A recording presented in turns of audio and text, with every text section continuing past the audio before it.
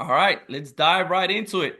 All right, Daniel, we're here with Garza, Gaitan, and the game, analyzing the game of the week. Daniel, how's Oh the week yeah, going so far? my week is going great, man. I was in Washington D.C. I had a good time. I was on a panel at the Freedom Conservatism conference, and good discussion. A lot of good people in the room, so good time.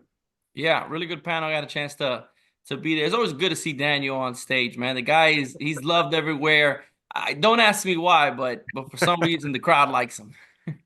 Um, but yeah, this week, Daniel, let's kick it off with who do you got? Who do you have for the winner and the loser when it comes to this week? Who's winning the game and who's losing the game? Yeah, look, Wisconsin Governor Tony Evers is losing the game, I think. This whole thing with the inseminated person, I think it's just horrible. It's of course it's once again it's this wokeism of trying to define entire groups of people and with their own language. They think it's inclusive, but it's not only exclusive, it's also reductive, I think, in a very real way. I think it reduces the person to an act, you Mhm. know. Besides, I think inseminated isn't that a term for like mostly for breeding animals? It's bro, stop. This is like and second, Wadi, I'll say to that, inseminated simply means the material has been introduced. It doesn't mean impregnated or not necessarily, right? So it's Yeah. even a misnomer. It's not even properly applied. This is like ignorance on all kinds of levels. It's just He creepy. he didn't get the memo of what happened, I think, 3 months ago when the country completely voted Oh, against the woke agenda. I mean, if we're honest, there were so many things on the balance in this election, but these extremes, like the type of verbiage and the type of language that he's using, I think is really was he didn't get the memo that people are no, saying, he's let's he's turn the planting page the on that. flag. He's doubling down on wokeism. So yeah, he's gonna pay a heavy price. Did you see that Marco Rubio said he told the State Department to not approve any visas of trans athletes? So if Yes, sorry. you're a man saying you're competing in women's sports and you're applying for a visa, denied. I like to think we're just sticking to science, Mano. The So basics. who's losing the game in your world, Wadi? Losing the game was really the AP. I mean, Yeah, they kind of went try to go toe to toe with this administration when it comes to the whole that we need to be in the room. We get to decide if we're being in the right. room. Look, I do think it's an interesting conversation in the sense that we believe in freedom of the press, we believe in Mhm. freedom of speech, but the thing is, like, the AP is one of hundreds of outlets in the United States. And it's not that they can't report news. Is they're just saying, like, hey, you don't get to be part of the exclusive group that gets to That's walk right. into this Oval Office. There's a privilege, there's rules behind it. So to me, the way they kind of went about it, instead of maybe recognizing that they, you know, kind of went in the wrong direction and kind of just letting it go, they went and tried to fight it, and they really lost in this space. So to me, they're really losing the week. On winning the week, I got the president of Argentina, Javier Milei. I don't think there is another president that has visited the United States since the November election as Javier Milei. I mean, someone Mm. could fact check me, but he was here, I think, weeks right after. He was here for another event, I want to say in December. He was here this weekend for CPAC. He was there with Elon Yeah. Musk. He's there with Donald Trump. I mean, the guy he's kind of the model that this administration is following, and they really embrace him. I mean, these guys are bros. They're hanging out. They're having fun. Yeah, no kidding. Look, entre parentheses, I think CPAC had a great week. They had a great event, a great turnout, incredible slate of speakers. I think they looked really sharp. But in the inverse for me, who's winning the game? Well, the young press secretary, Caroline Levitt. Yeah. Like you mentioned, the judge decided that the AP has no rights to impose their will on the White House press room, right? And it's the young Levitt who really, I think showed them who's boss. There's a new Mhm. sheriff in town when it comes to putting order in the press room. And she also took on the White House Correspondents Association and they've lost pretty much any ability to pick and choose, who gets to sit in the press room. That was an exclusive little club, who Yeah. you had to kiss the ring, in order to be a part of the White House press corps, and no longer it's the White House who's going to decide, who's going to be a part of it. And I think it's smart, there are massive audiences in the, sort of the streaming world that were being Hmm. ignored, larger audiences than the folks who were represented in that room for the longest time. So, yeah, Caroline Leavitt winning the game. I, I'm really curious to see what she does. I mean, we're barely 45 days in. Yeah. I remember in the last term that Trump had, I think this was still with Sean Spicer, they started allowing radio hosts from across the country Oh, yeah. via Zoom to ask questions. I mean, talk about like really reaching the people. I've never thought about what you just said when it comes to podcasters. It's going to be interesting to see when there's a podcaster front row or second row in asking a question for their podcast, because the reality is that is where a lot of people are going nowadays. Just look at all the stuff that Trump did with Joe Rogan, Ben Shapiro, Charlie Kirk, like all these different podcasts. I mean, Yeah, it's that it's really genre the is really future when it taking comes off. to this space. Yeah. Yeah. But interesting enough, for this week, we're going to be diving into Latin America. There's so much Good. news coming out of Latin America because there's so much news coming out from this administration on what they're doing. We're going to be looking at a couple of countries specifically. We're going to be looking at U.S. Mexico relations with tariffs Yes. possibly right around the corner. Donald Trump this week said they are on time and on schedule. They're coming. He said, I mean, what a negotiator, right? I mean, when you get asked, because the deadline's around the corner, if you don't have everything you need, I mean, you're painting the picture that these things are coming. We're also going to be talking about Colombia. President Petro, probably one of the more leftist presidents Yeah. that Colombia has really seen in recent history. Some of the comments that he said, we're going to be exploring those. Daniel, let's start with Mexico, and I think you Yeah. have an interesting perspective, not just from as a someone who works in the space of politics, but your parents are from Mexico.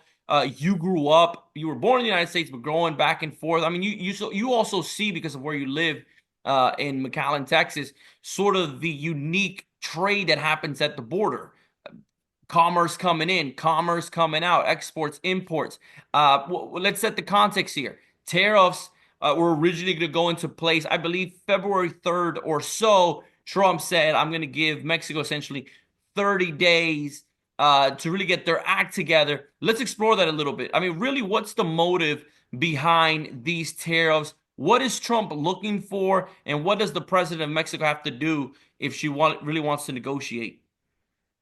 Well, bottom line, Wadi, is that, the president has said that he's looking for fairness, right? If you're going to impose a tariff on the American economy, on, American industry, then it's only fair that we impose the same tariff on you, right? Now, for the longest time, the U.S.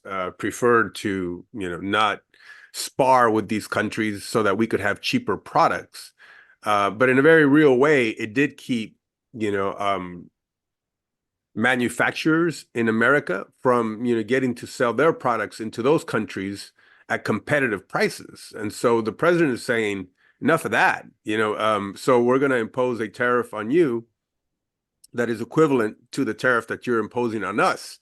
But if you want to lower that tariff, we'll lower it too. And if you want to have no tariffs, well, then we'll have no tariffs between us and there'll be free trade, right? Fair trade, according to him. But he's also wielding it in a different way against countries like Colombia, Mexico, to also arrive at, let's say, security reasons, right? Hmm. Change policy in the interior of those countries because of the impact that organized crime is having in America. For in the example of Mexico, so Sheinbaum at first resisted and talked about the sovereignty of Mexico and that she was, going to impose another tariff on top of the tariffs that they had, on the U.S. as a sort of a knee-jerk reaction. Of course, when reality begins to set in, Wadi, everybody in Mexico understands that if you hurt America with tariffs, um, we can look for other manufacturers or other Hmm. sources, we can, who can provide the product or the services that we're no longer, or they're going to be more expensive for Mexico. And it'll cripple us, it'll hurt us a little bit, but it'll hurt 20 times more against Mexico, right? Any kind of reciprocal or proportionate tariff would hurt Mexico that much more because we are, of course, their main consumer. I think it's 80%. I think 80% of their exports come into the United States, and I mean that's an incredible number. We are there, like you just said, their It's number one incredible. trading partner by far. Well, and not only that, a lot of companies actually produce products in Mexico to sell to the U.S. They would move their business away from Mexico into another country that has lesser tariffs.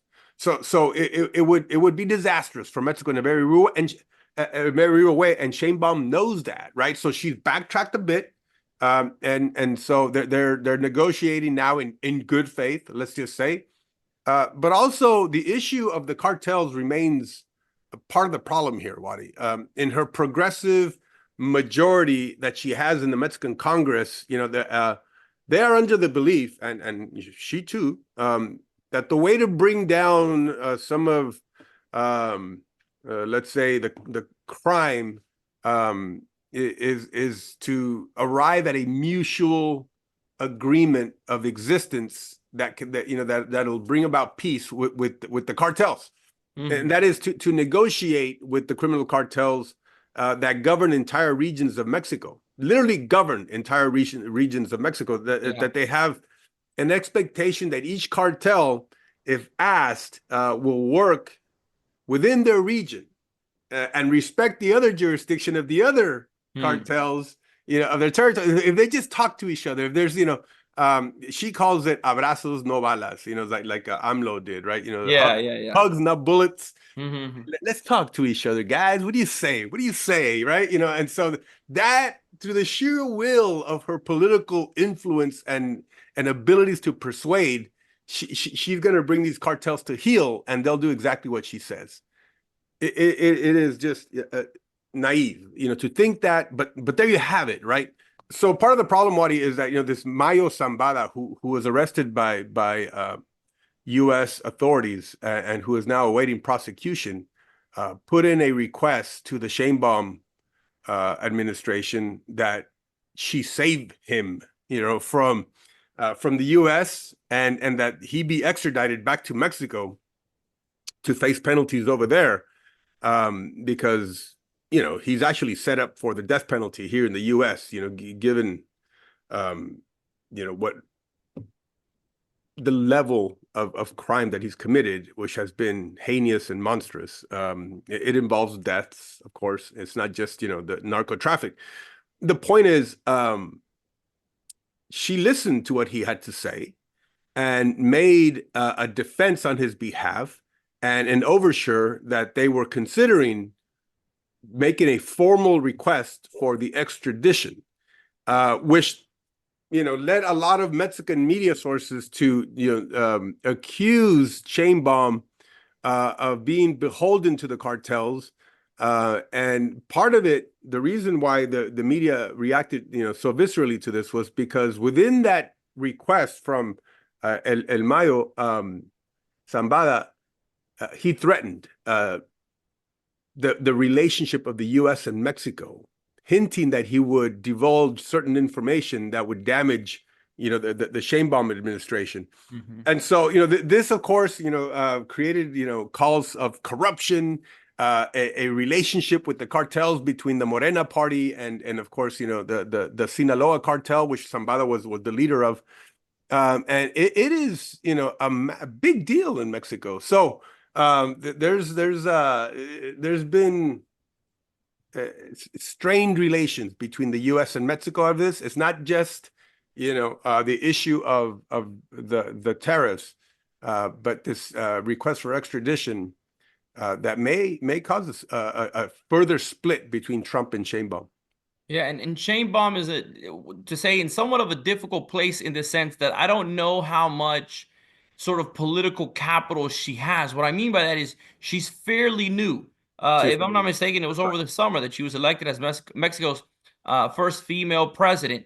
something that historic. But she doesn't, if I'm not mistaken, right? I'm not nuanced either on domestic policy in Mexico, but I don't believe she has a big win to sort of say, hey, we can take a L over here. Like maybe I fumbled the ball with Trump, but look at this thing that I did over here. I don't believe she has that. It's been too short of a time. This is not only the place where she needs to say a win, right? A real Right. negotiation. But this is really the loss that can hurt the Mexican economy in a way that I don't believe they can handle as a country. What I find also interesting, though, Daniel, and I kind of want to ask you, let's say she does give Trump what he's looking for: more security at the border, more of a look on fentanyl, on human trafficking, resources deployed to the northern border on the Mexico side. Uh, the reality is, I think it was Vicente Fox, the one who said that it's difficult to stop the flow of drugs when you live next to the biggest consumer of drugs. I think a lot of us have seen those videos of people high on fentanyl. It's very sad in these cities like Philadelphia, San Francisco, the amount of people, homeless people, the amount of people that have died. I mean, what is the other side here? So we talked a little bit about what Mexico has to do internally. What does the U.S. kind of have to do as a country to kind of curve what we're seeing here? Or is the answer really just the stopping the flow of fentanyl coming into the United States? Is it just kind of prohibiting the access or Yeah, stopping the access? it's comprehensive, Wadi. You're absolutely right. A lot of it has to do with prevention to begin with. Let's not, get our youth started on this abuse of, the narco products. You're right. Part of the problem is, from the consumer side, and maybe we've even glorified it, to a certain extent. There's, I think, a lot of incredible organizations that are helping people with recovery programs. The Phoenix is one of them. Mhm. Scott Strode, leads up, one of these things where they use a lot of physical fitness kind of activity to bring people back into the fold, and beat drug abuse. There's no question that I think we should, I think, pour more resources and attention to these recovery, where people are redeemed, right? People are brought back to a state of sobriety, and no longer are dependent on drugs. I think there's no question that we should dedicate resources to that. But also, how you enforce drugs and drug interdiction, how you collaborate, with your partners with Mexico is a big deal. Look, I mean, Mexico is just starting to announce all these busts that they're doing because of, enhanced enforcement. Well, why weren't you doing this before? If you're stopping tons and tons of fentanyl from coming in, where was this prior to the pressure that that Trump was bringing to the Sheinbaum administration? There's another dynamic at play here too, Wadi, that people need to be aware of. Uh, Claudia Sheinbaum is center left. She's a progressive. She even leans towards socialism, or she's sympathetic towards socialist policies. This is no secret. She's in the same vein as Gustavo Petro in Colombia. Mhm. She's maybe wouldn't go as far as Nicolás Maduro or Hugo Chavez and Canel in Cuba. With the kind of socialism that she would bring in. But there's no question, that left, I think, unfettered, she would go down that road, and Mhm. induce scarcity and nationalism of businesses and business sectors, energy, telecommunications, street, whatever. She would nationalize it if given the opportunity. My point is this: she's making a play to become the principal titular of the Western Hemisphere, the voice of the left. And what she does, whether she wins this fight with Trump or not, will position her in that way, or it'll remove her from any kind of aspirations to become that powerful voice for the center left across the Western Hemisphere. She's in a fight, I think, also for becoming, I think, seen as the leader of the Western Hemisphere for her colleagues in that sense. Yeah, it's interesting to think because yeah, even within the regions, there's people who are seen as sort of those torchbearers, those individuals who kind of lead. Someone who I believe, Daniel, tried to really position themselves. It's very early on. I want to say this was 7 days in, or it might have been the same week of the Trump administration inauguration. Trump was sending undocumented immigrants to Colombia. Gustavo Petro, president of Colombia, said no, stood up, and I really believe this was him trying to position himself as Yes. the leader to the left, as the guy saying, we're not going to allow this new president to come in and sort of dictate what we do. You know, we're our own country, etc. But the reality is it completely failed. He folded within 10 hours of the entire situation versus Claudia Sheinbaum. Her approach has been more one of, I think she said it herself, cool heads in the midst of threats. She's at least trying to say, like, let's keep these diplomatic conversations just that, diplomatic conversations. Let's negotiate. Let's recognize that she has sent military to the northern border in Mexico. They're collaborating in certain areas. I think Trump Yes. has sent the signal that he hasn't seen enough yet, or he hasn't received everything that he wants. Uh, but there is a very different approach that she has taken than Gustavo Petro. What are your thoughts here Partly. on Gustavo Petro on to say his first 40 days in relation to President Donald Trump here in the United States? Yeah, let me just say as a preface to Petro to wrap up this thing with Claudia Sheinbaum that because I think it's important that Donald Trump uh, draws closer to Claudia Sheinbaum. That both administrations have to realize that they are very interdependent with each other. Mm-hmm. I'm not calling for Trump, to be the bully here and to distance himself away from Sheinbaum, even though she does have, these ideological tendencies. China is waiting around the corner, Mm-hmm. for new partners like Mexico or South America. He is a shark, who smells blood. So China would step in, to fill the role that America plays right now with Mexico, with Chile, with Boris, Lula in Brazil, and of course, already moving in Venezuela with Mm-hmm. Maduro. So let's be smart about how we also are going to play this game with tariffs and the cartel and how much pressure you put and how firm you're going to be. Now, which of course leads me to the point of Petro. Petro again, is a socialist. He hates capitalism. He's said as much. He has a disdain for American values and can't stand that we are the superpower of the world. I think he loses sleep at night thinking about that. And instead of emulating the U.S. and our ability to generate prosperity, for our citizens, they would destroy us if they had the opportunity.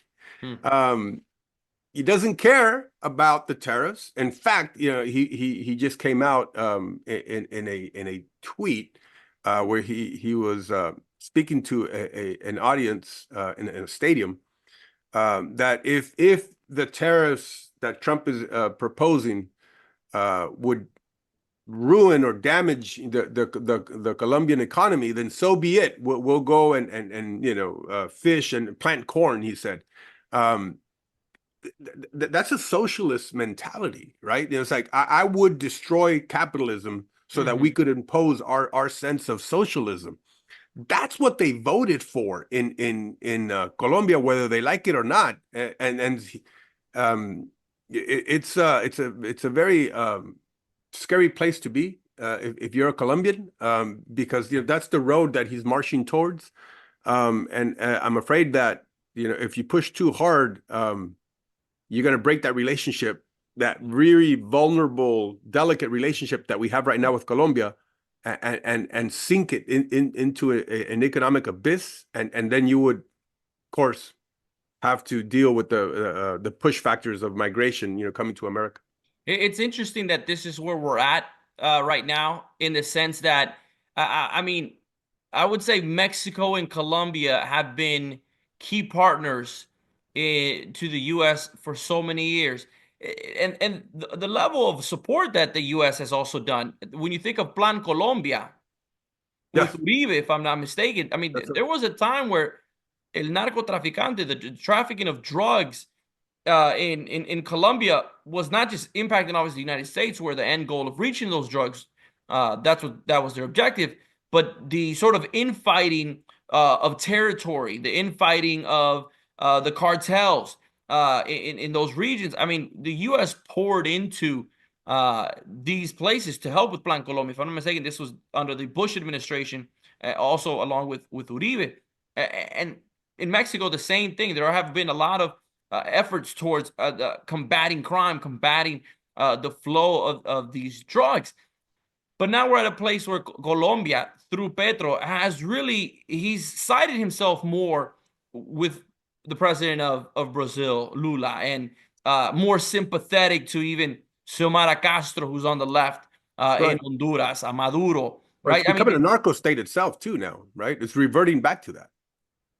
yeah, exactly. My sense, Wadi, too, in all of this is that it's almost like Petro wants to have that excuse that it was the Trump tariffs that destroyed the Colombian economy Mm-hmm. because he's already doing it himself, right? You're already starting to see labor participation rates go down. You're starting to see inflation spike. You're starting to see scarcity expand because, of his reforms, his sort of the pro-socialist reforms that he's been doing, the nationalizing of certain sectors. He's already destroying the economy itself, and it's already starting to show. But he wants to point fingers at Trump and the Trump tariffs as having been the culprit.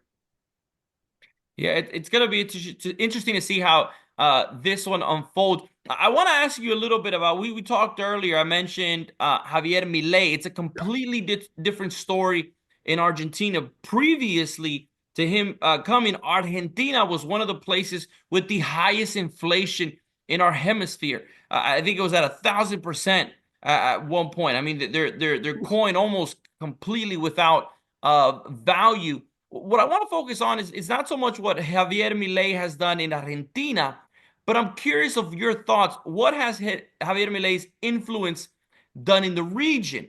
Is he allowing for that next wave of conservative movement? Where do you see there being other countries that are coming along? That because I think there's a tug of war right now. There's a tug of war from El Foro de Sao Paulo, those leftist coalition Yeah. of individuals, of thinkers. But then there's now the Javier Milei, I would say. CPAC for the first time in South America, if I'm not mistaken. I know CPAC in Mexico has been going on, I think, numerous times. But CPAC Argentina was the first time hosted last year in the last quarter. So there is something going on in that region. Where do you see this tug of war going between the left and the right in Latin America? Well, I mean, if you recall, there was a point when the center left controlled the entire Western Hemisphere. I mean, from the Yukon down to the Patagonia. It was um, entirely left, maybe with the exception of Uruguay, who had Lacalle Poa, I think at the time, who was seen as a conservative. He couldn't run for re-election, and so the person that Uruguay did put up lost. But anyways, that is changing, right? Even across the globe, you're starting to see a trend towards the center right. Like we talked about last week, and you're starting to see that in Latin America. And I think the flag bearer in that representation is Javier Milei, of Argentina, who kind of got the ball rolling. And it wasn't like he was subtle about it either, right? I mean, he Yeah, campaigned with a not at chainsaw in all. his hand. And he told you exactly what he was going to do. Hmm. He told everyone that he would make deep government cuts, that he would balance the budget, and slash spending and lessen the government's meddling in the private sector, right? And at the time, Argentina faced a 25% hikes, in inflation every month, not a year, every month, right? And people were just sick and tired of this sort of top-down socialist policies that just continue to spend and continue to tax and continue to regulate, and it was just choking the life out of businesses. And so they elected President Milei, right? And so what did he do? He dissolved or merged many of the government departments. Yeah. He reduced the size of the bureaucracy like right away. He ended government subsidies in gas and electricity and other public utilities, and even with housing. They had capped the certain rental properties, but housing has shot up, because of it, and so and then he temporarily paused the funding of public works. In total, I think Milei reduced government spending by like 28%, almost 30% since he's been in power, and so, he did exactly what a lot of people thought was impossible in Argentina. He Hmm. balanced the budget too, right? Everything he said he was going to do, he did it. You went And now after it. inflation just last month was down to 2.2%. I mean, that's where we're at now in It's a comeback Argentina. story. It's a hell of a comeback story. And so he gives this chainsaw to the person who now personifies that in the US, which is Elon Musk, right? Through Yeah. Doge, who is cutting and slashing through, a lot of the federal government, the waste, the fraud and abuse. A lot of the spending that we're seeing now is just breathtaking. What they were doing, these kickbacks and this misappropriations, and the kind of stuff that they were funding was really funding woke projects. They were pushing an agenda, and it was all coming back also to the candidates themselves and their wives and their families. Starting, all this stuff is starting to come out. Incredible! It's exactly what Milei did in Argentina. What we're doing now in the U.S., and it was high time. Yeah, I think the focus on Latin America many times is underrated. Look, I get it. China is a monster. They're big. There's a war going on in Ukraine, the Middle East. But when you think of U.S. policy, you said this earlier. When you talk about the impacts of what goes on in Latin America, and that one, the trafficking of drugs, Yes, the human factor of people immigrating into the United States, but also look, you mentioned this earlier. China and Russia have been trying to get their footprint in South and Central America. They yes, understand that if they want to compete with the United States, if they want to get closer to the United States and be able to be a threat to the United States. I mean, why do you think Trump is looking at the Panama Canal? He's looking at who owns these ports or who has them. I think own is the wrong word, but who has the contract? These are like 10-year contracts of essentially ownership of that space. He's looking at that. Many of these things are China or sometimes through Hong Kong, which those yeah. two. And why can you blame China? I mean, they made that power move on the Panama Canal, right? Because they want to control it. They want to sack, all the wealth of the Western Hemisphere. Can you blame them if we were letting them do it? Yeah. And it's crazy. So Trump said enough of that too. But go ahead. Sorry. So yeah, no, but that's spot on. I mean, Trump has come in, and I think he understands that you can't overlook Latin America as a key partner to the United States in the safety aspect of making sure that we kind of pursue the Monroe Doctrine, right? If you remember in the late 1800s, really this thought that's saying that the Western Hemisphere is not a place where Europe back in that time they were trying to send the signal that places like France, Portugal, Spain, the Brits could not come and colonize in this area, that the Western Hemisphere was going to be a place that's free. We were going to be different from what they had over there. It's changed. The context and the landscape has changed, but now it's threats from China, from Russia, the Yeah. United States. I'm very excited about this aspect. We talked about the dynamic of Javier Milei, but I think Marco Rubio, I think he's going to make history. He really understands the Western Hemisphere. He really understands Latin America. He has an America first perspective, but he also has an understanding culturally, historically, and really family wise from the Western Hemisphere when we talk about Latin America. I think he's going to be able to. I saw the video of him and Bukele in El Salvador in Spanish. I thought that was fascinating. I mean, they come in, se saluda en español. They're saying hi. He's able to greet the family. Yeah. There's this dynamic because of his background I that love he's it. able to engage with these folks. He was I in love it. also in Dominican Republic.